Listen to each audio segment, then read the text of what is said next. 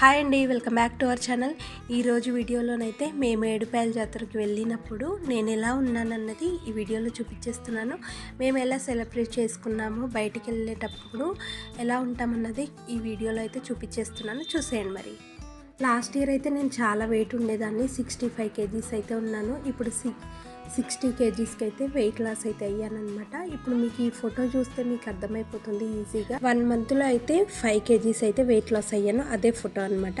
అయితే మేము ఇది లాస్ట్ ఇయర్ 2024లో అయితే మే 1 రోజు అయితే హాలిడే ఉంది మా ఆయనకి అని చెప్పి అయితే మేమైతే ఏడుపాయల జాతరకి అయితే వెళ్ళాము. దర్శనం చేసుకున్న తర్వాత మేము వంట చేసుకొని తినేసి మళ్ళీ రిటర్న్ అయితే సాయంత్రం సరికి ఇంటికి వచ్చేసామన్నమాట. సమ్మర్లో అయితే జనాలు కొంచెం తక్కువగా ఉంటారు, కానీ వర్షాకాలంలో అయితే చాలా ఉంటారనమాట.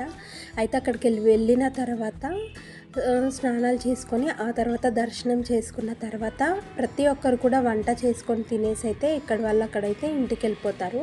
అయితే మేము కూడా అదేవిధంగా స్నానం చేసిన తర్వాత, అంటే పిల్లలు అయితే చేశారు. ఇక్కడ వాటర్ ఉన్నాయి కదా, ఈ వాటర్లో కొంచెం మంచిగానే ఉన్నాయి, మరీ మబ్బుగా లేకుండా. అయితే అవి ఆపేశారనమాట, పారకుండా. స్నానం చేసిన తర్వాత దర్శనానికి అయితే వెళ్ళాము. దర్శనానికి వెళ్ళేసి వచ్చిన తర్వాత వంటనైతే స్టార్ట్ చేసుకున్నాం అనమాట. మే 1 కాబట్టి ఎండలు అయితే చాలా ఉన్నాయి, మాకు ఎప్పుడు వెళ్దామన్నా కానీ కుదరలేదు. అందుకే ఫస్ట్ టైం అయితే ఏడుపాయల జాతరకి అయితే వెళ్ళామన్నమాట. మా హస్బెండ్కి ఏమో కారు డ్రైవింగ్ చేయడం కూడా అప్పుడే రీసెంట్గా తీసుకున్నాం కదా లాస్ట్ ఇయర్, ఇంకా డ్రైవింగ్ చేయడం కూడా కష్టం అనమాట. ఫస్టే కాబట్టి అలా కొంచెం అలవాటు అవుతుందని చెప్పి బయటికి అయితే వెళ్ళాము. ఇంకా దర్శనం చేసుకొని వచ్చేసిన తర్వాత ఐస్ క్రీమ్ తిని మనిషి ఒక కూల్ డ్రింక్ గ్లాస్ అయితే తాగేసిన తర్వాత, కూల్ డ్రింక్ తాగిన తర్వాత కొంచెం చల్లబడ్డాక ఈ వంట అయితే స్టార్ట్ చేసాము. మా అమ్మనైతే చాలా బాగా చేస్తుంది. నాన్ వెజ్ రెసిపీస్ అయితే అసలు వంకలు పెట్టాల్సిన అవసరమే లేదనమాట.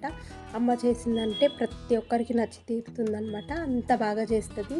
సింపుల్గా చేసినా కూడా టేస్ట్ ఏంటో చాలా బాగా. అమ్మనైతే మటన్ కర్రీ కోసము ఉల్లిపాయలు వేసి అయితే ఫ్రై చేస్తుంది, కర్రీ అయితే ప్రిపేర్ చేస్తుంది అనమాట. మటన్ అయితే ఫస్ట్ ఈ కర్రీ బౌల్లోనే వాష్ చేసిన తర్వాత ఇది మళ్ళీ కవర్లో వేసి అయితే పెట్టేసాము.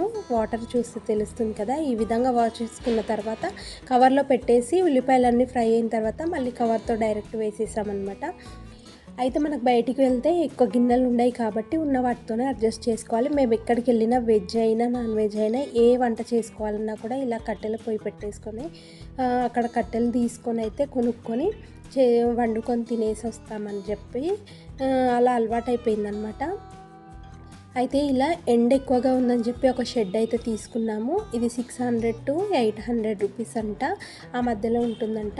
ఇప్పుడు ఇక్కడ ఎండ ఎక్కువ కొడుతుందని చెప్పి కర్రీ అయితే పొయ్యి మీద పెట్టేసి మేమైతే ఇక్కడ పచ్చిపులుసు అనేది నీడుంది కదా అని ఇక్కడ సైడ్ అయితే మనం పచ్చిపులుసు చేసుకుందాంలే అని మా అక్క నేనైతే ప్రిపేర్ చేస్తున్నాము. ఇంకా అమ్మ మటన్ కర్రీ చేస్తుంది కదా, పచ్చిపులుసు దింపేసిన తర్వాత ఈ పొయ్యి మీదనే ఇప్పుడు రైస్ అయితే వండుతున్నాము. బగారా రైస్ తెలంగాణ స్పెషల్ తెలుసు కదా, ఘాటుగా ఉండే బగారా రైస్ అయితే ప్రిపేర్ చేస్తున్నాము. మేము అన్ని మసాలాలు, కొత్తిమీర, పుదీనా, ఉప్పు, కారం ప్రతిదీ కూడా ఇంటి దగ్గర నుండే తీసుకెళ్తాం అనమాట. అలా తీసుకెళ్తే మనకి ఎక్కడా కూడా వెతుక్కోవాల్సిన పని ఉండదు కదా, షాప్స్ ఉన్నా లేకపోయినా మనము మన దగ్గర ఉంటే ఈజీగా అయిపోతుంది వంట చేసుకోవడానికి. సమ్మక్క సారక్కకి వెళ్ళినా ఇంకా బయట ఎక్కడికి వెళ్ళినా కూడా కంపల్సరీగా ఇలా వంటనైతే చేసుకుంటాము. హోటల్లో తింటే అందరికీ నచ్చదు కదా, అందుకోసం అని చెప్పి అయితే ఇలా వంట చేసుకొని అయితే తినేసి వస్తాము. మాకు అలాగే అలవాటు అయిపోయింది కాబట్టి ఆ విధంగానే చేస్తాము. మటన్ అయితే ఒక 70% అయితే కుక్ అయిపోయింది.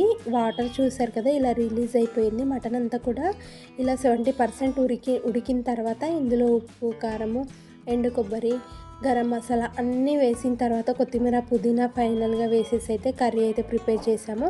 ఈ మటన్ కర్రీ కొంచెం టైం ఎక్కువగా పడుతుంది కాబట్టి మటన్ కర్రీ, అన్నం అయ్యేసరికి, పచ్చిపులుసు 3 అయ్యేసరికి చికెన్ లాస్ట్ వండొచ్చులే అని చెప్పి అయితే చికెన్ అయితే లాస్ట్ వండాము. మటన్ కర్రీ అయితే చూపిస్తున్నాం కానీ చికెన్ అయితే ఏం చూపించలేదు, అది ఈజీ ప్రాసెస్ ఉంటుంది కదా. అన్నీ ప్రిపరేషన్ అయితే అయిపోయిందనమాట ఆల్మోస్ట్. మాకైతే ఎండకైతే చాలా ఊరికి ఐస్ క్రీమ్లు తింటూ కూల్ డ్రింక్స్ తాగుతూ ఇలా వంట చేసుకుంటూ అయితే ఉన్నామన్నమాట. ఇక్కడ చూస్తున్నారు కదా, కొత్తిమీర, పుదీనా, కరివేపాకు ప్రతిదీ ఇంటి దగ్గర నుండి తీసుకెళ్ళాము. ఎక్కడికి వెళ్ళినా పేపర్ ప్లేట్స్ అయితే ఎక్కువగా తీసుకెళ్తామన్నమాట. వాటర్ గ్లాసులు కూడా ఎక్కువ తీసుకెళ్తాము. ఎక్కడ చూసినా వాటర్ క్యాన్స్ ఎక్కడ దొరుకుతాయా కూల్ వాటర్ అనేది అయితే వెతుకుతామన్నమాట. బయటికి ఎక్కడికి వెళ్ళినా కూడా. చెప్పాను కదా, పచ్చి పులుసు, mutton curry, chicken curry, bagara rice అన్నీ తెలంగాణ స్పెషల్ రెసిపీస్ అనమాట. తెలంగాణ స్టైల్లోనే ఉంటాయి. మా అమ్మ చేసిందంటే ఇంకా అస్సలు వంక పెట్టాల్సిన అవసరమే ఉండదు, అంత బాగా చేస్తుంది టేస్ట్ అయితే.